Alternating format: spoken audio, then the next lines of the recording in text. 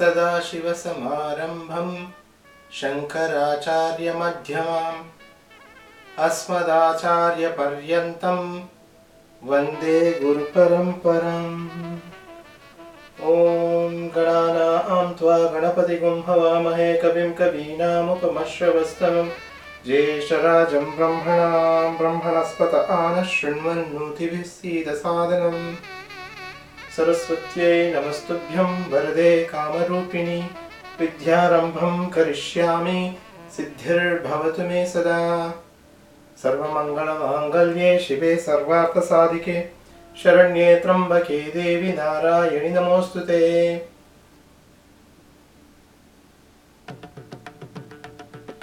ॐ वसुदेवसुतं देवं कंसाचानूरमर्दनं देवकी परमानन्दं कृष्णं वन्दे जगद्गुरुम्।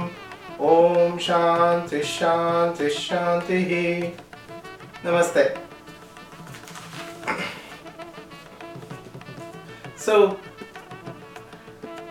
the reason I'm making this video is I want people who are interested in knowing about Hinduism and knowing the basic tenets of Hinduism and what are our philosophy, what is our thinking, and how we perceive world around us, and what are our saints and sages have taught us. I wanted to convey this message to others who are interested in, as I have learned, as our gurus and our sages have taught us. And hopefully my prayer did not stop you from listening to this, because obviously you're listening to me saying this. I do and will start all these videos with those prayers, because those are important to me. But other than that, I want to explain Hinduism in a comprehensive way, where if you're new to it and you're interested in learning about it, regardless of your background or your path in your life, hopefully this will help you understanding what Hinduism is about, and maybe piques curiosity in yourself to question things that I say to you. And from the beginning on, I want to tell you that I will quote many of our scriptures and many of our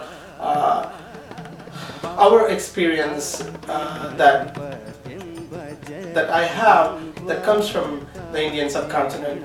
Many of you can relate to them, most of you can relate to it, but if you can't, always remember it's my experience, and use what is important for your experience in your life, and do not use what is important for you. So if something that I'm saying does not connect to you, that's just because that my experience has been in a different path than yours. So all paths are equal, so whatever path you're on, it's equal as well. And the whole point about it is you have to start with your footstep, and there could be many paths, but if you don't start your own journey, then there is no point to it having a path. Let me explain to you a little bit about Hinduism, and then I'll go through just word definitions so that you kind of get into just general knowledge about Hinduism, general words that are used that cannot be translated in other languages, because the same word does not mean the same meaning. So I just want to explain, especially when it comes to philosophy and understanding of that word. So by doing that, then I will try to eliminate some of the confusion or some of the misunderstanding of what is that word really means, so that you can understand and relate to that word when I say that word, what it exactly means, not what you think it means. So before I start doing that, I want to talk about Hinduism. So Hinduism is not a religion. Hinduism never existed. Hinduism, there is no that word existed in the people that live in the subcontinent itself. Hindu is a word that is given by the Persians for people who live on the riverbanks of Sindh. Sindh, sometimes the Persians eliminate S and then just say pronounce with H. So that's why the Sindh became Hind, and hence the people who live in the basin and beyond the basin of Sindh river became Hindus. So it basically was talking about the geographical area and the civilization and culture of people, and has nothing to do with their beliefs and their philosophy. Of course, we differentiate that now because now we have a different level of understanding of philosophy and culture and so on and so forth, to make it easy for our own understanding of each cultures or civilizations, I should say. But I guess that's why they call Hindus and their traditions, their cultures, although, mind you, none of the traditions that they were talking about are, if you see one to another, they're very different and they vary, but for them, they were all Hindus, people who lived behind.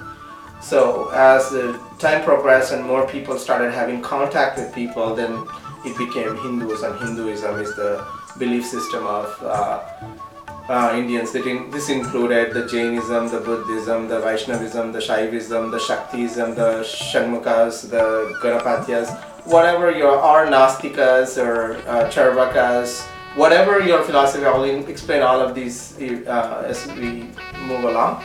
But all of these Sankhya's, all of these were grouped into one sort of philosophy, which is what it does exist like that in Indian subcontinent, because it's always been like that.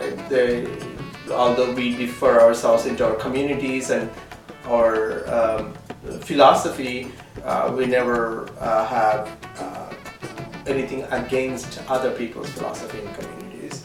And all of these I will explain in a small way that you can also understand where this philosophy and this traditions comes from, and understand the geographical structure of the places where it comes from and why people adopted certain things to themselves. I had a guru, and when I say guru, there are many gurus that say good things, so I take whatever that is important to me, that resonate with me, and then I keep that knowledge to myself and then try to pay it forward. One of the gurus told me that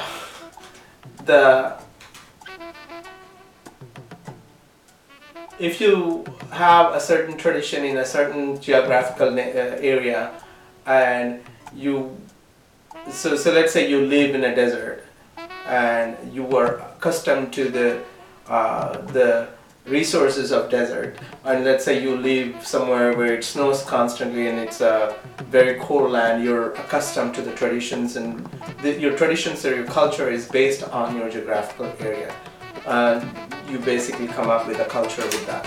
So the way Indians deal with that is that they understand that geographical difference, and they understand why your culture is certain way and my culture is certain way. So that's why we could coexist for such a long time with all these different, traditions and cultures and philosophies and thoughts. Keeping that in mind, I want to tell you, so when I talk about Hinduism, I'll touch on all subjects, and I'll touch on all philosophies of Hinduism, which is vast, but we collectively still call what our system is as dharma.